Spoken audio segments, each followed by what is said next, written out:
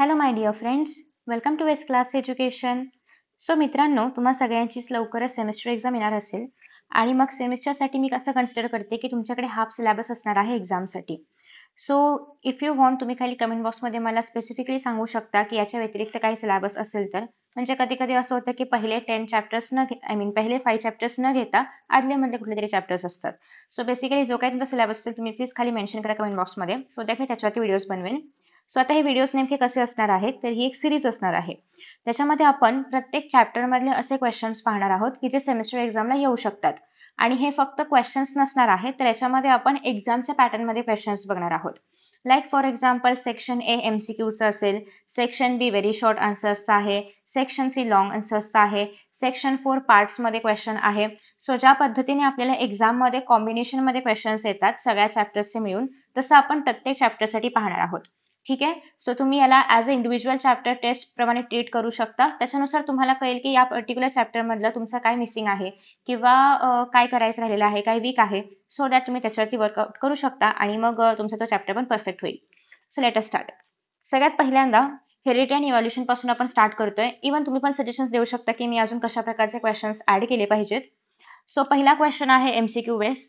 Which evidence best explains common ancestry between whale flippers आणि human arms? Analogous organs, homologous organs, vestigial organs की fossils? So एका मार्कासाठी असे 4 MCQज मी याच्यामध्ये add केलेले आहेत. सो याचा आन्सर जर तुम्हाला माहिती असेल तुम्ही खाली कमेंट बॉक्समध्ये देऊ शकता, अदरवाईज मी तुम्हाला सांगणार आहेच. तर बेसिकली आपण हे बघतोय की जे व्हेलचे फ्लिपर्स आहेत आणि जे ह्युमन आर्म्स आहेत, तर ह्यांच्यामध्ये काय सेम आहे, काय कॉमन आहे याच्यामध्ये, त्याच्यानुसार आपण होमोलॉगस किंवा ॲनालॉगस डिसाईड करतो. सो याचा आन्सर आहे that is homologous. Next is the ratio behind in a classic monohybrid cross for dominant versus recessive phenotype in F2 is. So हा रेशो तुम्हाला माहिती असलाच पाहिजे. सो F2 साठी हा रेशो 3:1 आहे.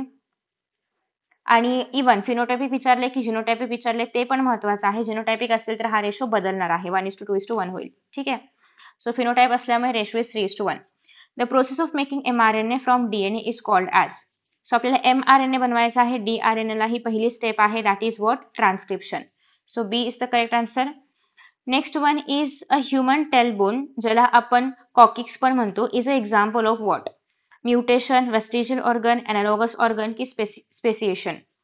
सो कॉकिक्स किंवा काय म्हणूयात आपण, आउटर मसल्स ऑफ इयर्स असतील, बॉडी हेअर्स असेल, हे सगळे काय आहेत? वेस्टिजियल ऑर्गन्स आहेत. So correct answer is option B. Vestigial organs असे ऑर्गन्स आहेत की जे अंडर डेव्हलप कंडिशनमध्ये आहेत किंवा डिजनरेटेड ऑर्गन्स आहेत किंवा असे ऑर्गन्स आहेत की ज्याचा आपल्या बॉडीमध्ये काही फंक्शन नाहीये बट इतर ऑर्गॅनिझम्सच्या बॉडीमध्ये त्यांचं इम्पॉर्टन्स असू शकतं. Right. So correct answer is b. Next आहे व्हेरी शॉर्ट आन्सर्स. याच्यामध्ये आपण डिफाईन वगैरे सारखे क्वेश्चन्स बघणार आहोत. सो आधी आपण सगळे क्वेश्चन्स रीड करूयात, मग मी तुम्हाला आन्सर दाखवेन, सो दॅट तुम्हाला पण एक आन्सर आठवण्यासाठी वेळ मिळेल. तर पहिला क्वेश्चन आहे that is define heredity. So हा खूप इम्पॉर्टंट क्वेश्चन आहे कारण एक्झाममध्ये हा येऊ शकतो. याचं कारण असं आहे, पहिली गोष्ट तर ह्याची डेफिनेशन तुम्हाला माहिती असलीच पाहिजे कारण चॅप्टरचंच नाव पण आहे हेरिडिटीवरती. सो त्याच्यामुळे तुम्हाला थोडंफार याच्याबद्दल माहिती असलंच पाहिजे आणि हा क्वेश्चन येण्याचे चान्सेस पण आहेतच. ठीक आहे. लेट अस सी याचा आन्सर काय आहे. So transmission of traits from parents to offspring through genes, याला आपण काय म्हणतो? Heredity. Is called as heredity असं पण पुढे लिहू शकता. ठीक आहे. Next is second, state one objection. आता मी याचा आन्सर कसा हाईड करणार? ठीक आहे, तुम्ही बघितला असेल आन्सर, इट्स ओके.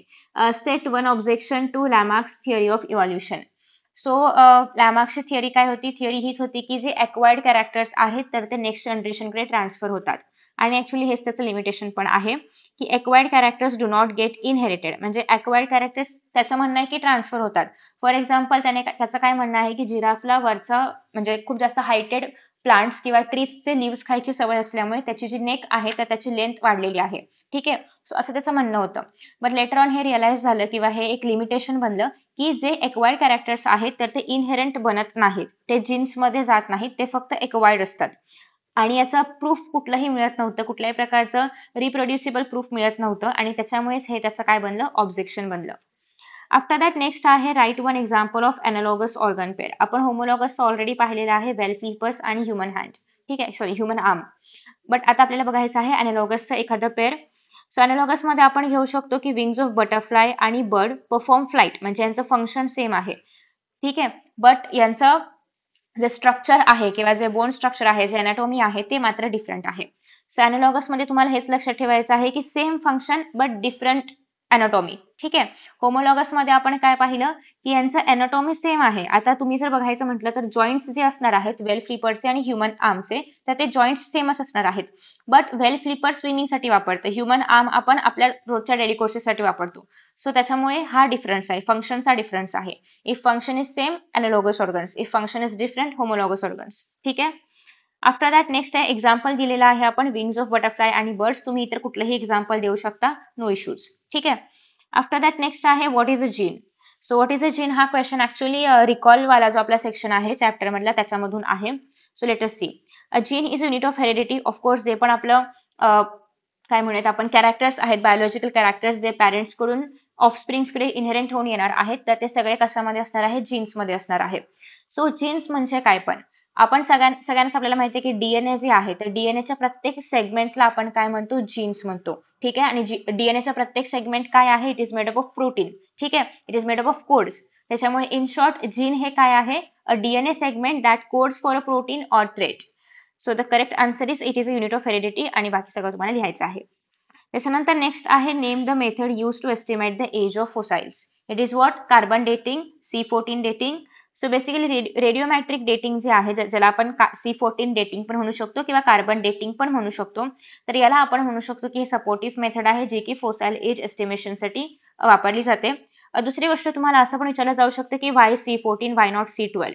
तर रिझन हे आहे की C14 रेडिओ ऍक्टिव्ह आहे आणि एज एस्टिमेट करण्यात किंवा एज सांगण्यासाठी रेडिओ ऍक्टिव्हिटी असणं खूप रिक्वायर्ड आहे. C14 नॉन रेडिओ ऍक्टिव्ह असल्यामुळे याचा काही उपयोग नाहीये एज फाइंड आउट करण्यामध्ये. ठीक आहे. Okay. After that next is section c. Section c आहे शॉर्ट आन्सर्स, जे की तुम्हाला 3 मार्क्सचे आन्सर्स लिहायला विचारले जातात क्वेश्चन्स, त्यासाठीचे हे क्वेश्चन्स आहेत. या ठिकाणी मी Any2 ठेवलेलं आहे. तुम्ही त्या पद्धतीने करू शकता, पेपर सॉल्व्ह करू शकता. सो फर्स्ट आहे डिस्टिंग्विश बिटवीन होमोलॉगस ऑर्गन्स आणि analogous organs with one example. आत्ताच आपण हे पाहिलं. 3 मार्कांसाठी आहे, त्याच्यामुळे तुम्हाला त्याप्रमाणे पॉईंट्स लिहायचे आहेत. एकतर पहिली गोष्ट म्हणजे होमोलॉगस मध्ये जे फंक्शन आहे तर ते डिफरंट आहे आणि अनालॉगस मध्ये सेम फंक्शन आहे. अगेन अनालॉगस मध्ये जे स्ट्रक्चर आहे किंवा जे अनाटॉमी आहे तर ते डिफरंट आहे आणि होमोलॉगस मध्ये स्ट्रक्चर सेम आहे. एक्झाम्पल्स मध्ये आता वरती जे क्वेश्चन्स आपण पाहिले त्यामधलेच एक्झाम्पल्स तुम्ही देऊ शकता. अदरवाइज हे मी असं घेतलेलं आहे, तुम्ही असं चांगले कॉलम्स वगैरे करून लिहा, जसं आपण डिफरन्स बिटवीन लिहितो त्याप्रमाणे कशाही फॉर्मॅटमध्ये लिहू शकता. पण मोस्ट प्रोबॅबली ट्राय करा की तुम्ही असे टेबल बनवून लिहाल, ते जास्त मार्क्स मिळवण्यासाठी इझी आहे. सो होमोलॉगस मध्ये असं येणार आहे की same basic structure and origin but may perform different functions. So तुम्ही असं करू शकता की तुमच्या स्कूलमध्ये जर असं असेल, म्हणजे युजली बोर्ड्समध्ये पण हेच एक्सपेक्टेड असते की तुम्ही पॉईंट वाईज लिहाल आणि टेब्युलर फॉर्मॅटमध्ये लिहाल.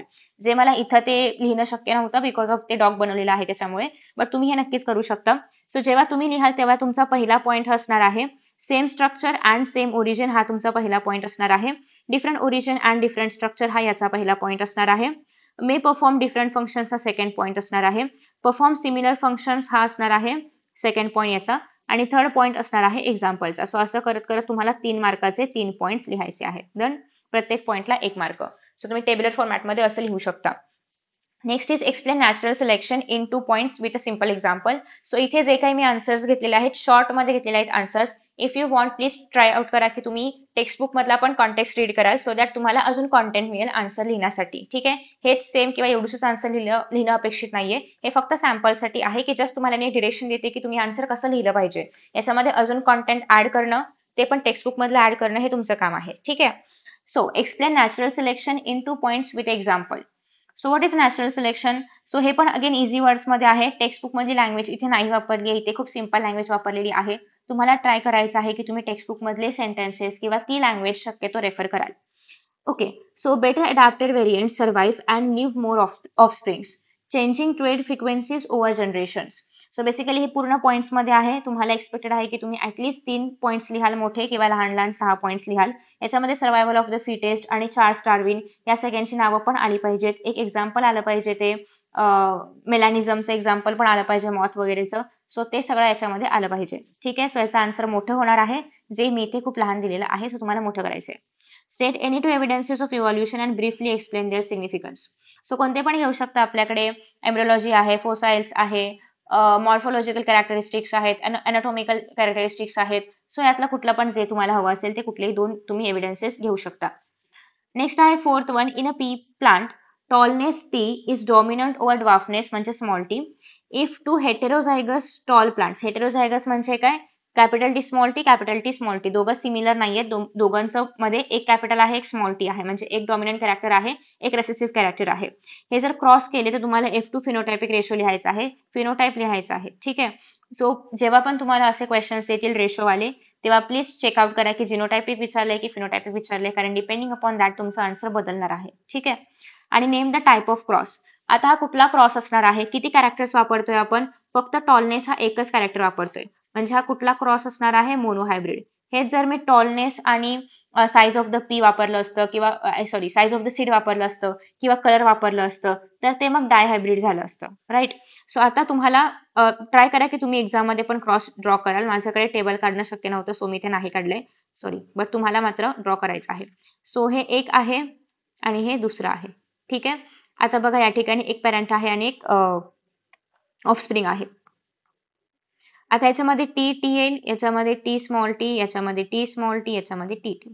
सो बेसिकली फिनोटायपिक बघतोय आपण म्हणजे मॉर्फोलॉजिकल कॅरेक्टर, तर याचा अर्थ हे तिघं पण कसे असणार आहेत? टॉल असणार आहेत आणि फक्त एक ड्वार्फ असणार आहे, कारण एक जरी कॅपिटल टी असेल तरी पण कॅपिटल टी डॉमिनंट असल्यामुळे जे पण ऑफस्प्रिंग आहे ते टॉलच बनतं. सो आता या ठिकाणी तुम्हाला 3 जे आहेत तर ते टॉल पाहायला मिळतात आणि 1 ड्वार्फ, म्हणजे फिनोटायपिक रेशो तुमचा काय असणार आहे? 3:1. हा टेबल तुम्हाला ड्रॉ करायचा आहे आणि मग हे सगळं लिहायचं आहे. ठीक आहे. ओके. आफ्टर दॅट नेक्स्ट आहे लॉंग आन्सर्स वाला क्वेश्चन. याच्यामध्ये आहे describe the process of protein synthesis in cells. So हा पार्ट्स मध्ये आहे. पहिल्या पार्टचा आन्सर, मग दुसऱ्या पार्टचा आन्सर, मग तिसऱ्या पार्टचा आन्सर, आणि ह्या 5 मार्कासाठी असणार आहे. थोडा मोठा लिहिणं अपेक्षित आहे. तुम्ही डायग्राम्स पण इन्क्लूड करणं अपेक्षित आहे. मी याच्यामध्ये नाही केलंय. सो हे एक्स्ट्रा टिप्स आहेत, त्याच्यामुळे व्हिडिओ नीट पहा, शेवटपर्यंत पहा. सो फर्स्ट आहे outline transcription and the role of mRNA including very talkers. So basically आता आपण सुरुवातीलाच एक MCQ पाहिलं होतं की DNA पासून mRNA कुठे गेलं? इथे लिहूयात आपण. ठीक आहे.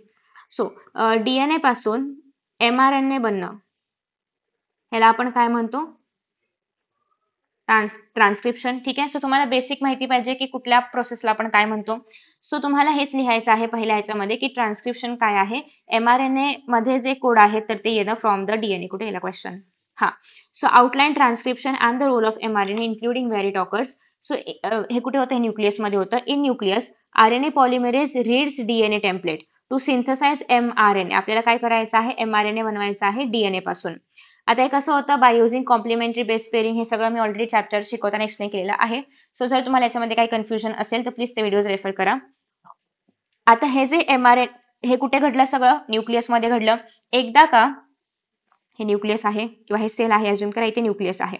सो एकदा DNA चा सिक्वेन्स mRNA वरती गेला की हा जो mRNA आहे तो इथून बाहेर पडतो, DNA मधून बाहेर पडतो आणि मग तो सायटोप्लाझम मध्ये येतो. ठीक आहे. सो हे झाली आपली पहिली process.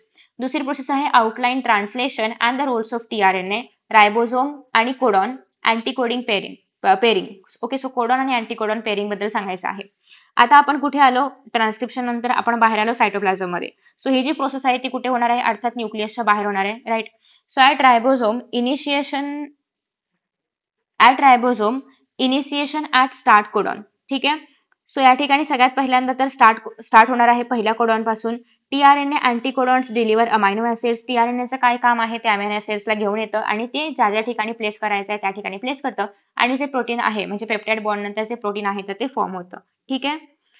So after that next आहे elongation by peptide bond formation, termination at stop codon to release polypeptide.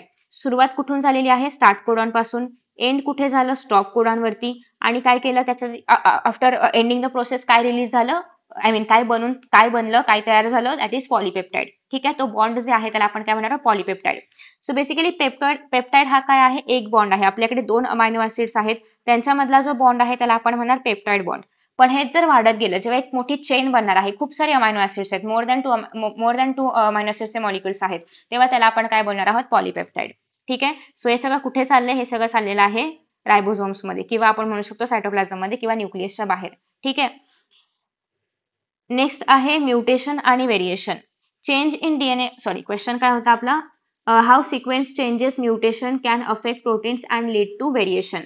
So basically mutation काय आहे, आपल्याकडे जो सिक्वेन्स आहे त्याच्यामध्ये काहीतरी चेंज होतंय, काहीतरी सडन चेंज होतंय आणि त्याच्यामुळे जे कॅरेक्टर्स आहेत तर ते पण बदलणार आहेत. For example sickle cell anaemia वगैरे. So change in DNA sequence can alter codons. अर्थात डीएनए सिक्वेन्स कशापासून बनलेला आहे, कोडॉन्स पासून. So change in DNA sequence stands for what, change in codes. आणि कोडॉन्स मध्ये जर चेंज झालं तर त्याच्यामुळे अर्थात जो सिक्वेन्स आहे तो तसा नसल्यामुळे ते कॅरेक्टर आहे तसं ट्रान्सफर नाही होणार. सो असं होऊ शकतं की सिकल सेल अॅनिमियामध्ये काय होतं की युजली आपले आरबीसीज हे ओव्हल नाही म्हणता येणार, असे चपट्या शेपमध्ये किंवा कॉन्केव्ह शेपमध्ये आहेत बेसिकली. ठीक आहे. आफ्टर दॅट नेक्स्ट आहे, जेव्हा सिकल सेल अॅनिमिया होतं तेव्हा ते असं एक चंद्राकार शेपमध्ये कन्वर्ट होतं असं म्हणू शकतो आपण. सो बेसिकली हा जो शेप चेंज आहे that is what, that is nothing but mutation. So okay, so potentially changing amino acids and protein function creating heritable variation for selection. So याला आपण काय म्हणणार आहोत, व्हेरिएशन काय आहे आणि म्युटेशन काय आहे. ठीक आहे, डन.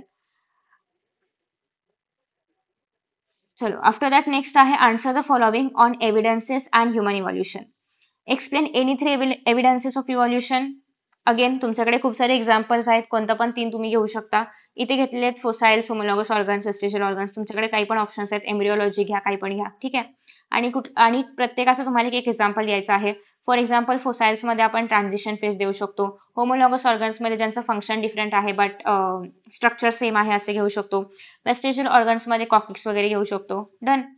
आफ्टर दॅट नेक्स्ट आहे, describe in brief the major trends in human evolution from ape like ancestors to homo sapiens. So basically आता या ठिकाणी तुम्हाला इव्हॉल्युशन बद्दल विचारलेलं आहे.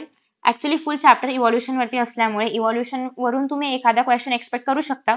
अर्थात असं काही तुम्हाला क्रमानेच लिहायचं आहे आणि फ्रॉम पास्ट 7 crore इयर्स पासून काय झालं किंवा अगदी अँसेस्टर पासून लिहायचं असं नाहीये. बट वरचेवर तुम्हाला एक्सप्लेन करता आलं पाहिजे की कॅरेक्टर्स मध्ये काय फरक पडलं. ठीक आहे. सो पोस्चर मध्ये काय फरक पडला, ब्रेन साईज मध्ये काय झालं, टूल यूज मध्ये कसं चेंजेस होत गेलं, कल्चर कसं बदलत गेलं. ठीक आहे. So posture and locomotion.